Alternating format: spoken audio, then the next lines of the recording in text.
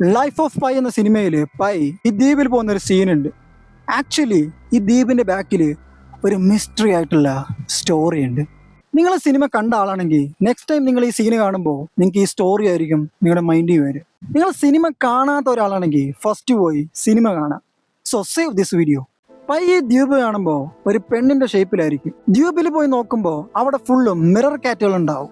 And അവിടെയുള്ള കുളം Poisson ആയിട്ടുള്ള വാട്ടറും രാത്രിയാകുമ്പോൾ ആ കുളങ്ങൾ തിളങ്ങും.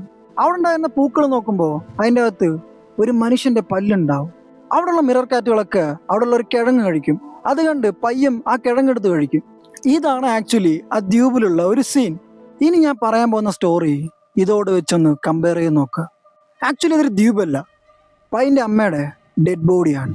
അവിടെയുള്ള മിറർ കാറ്റുകൾ ആ ബോഡിയിലുള്ള പുഴുക്കളാണ്. ആ തിളങ്ങുന്ന കുളം ബോഡിയിൽ നിന്ന് വരുന്ന ആസിഡുകളാണ്. ആ പൂക്കളുള്ള പല്ലുകൾ ദഹിക്കാത്ത പൈൻ്റെ അമ്മയുടെ പല്ലുകളാണ്. അവിടെ പൈ കഴിക്കുന്നത് സ്വന്തം അമ്മയുടെ അഴുകിയ മാംസങ്ങളാണ്. സോറി.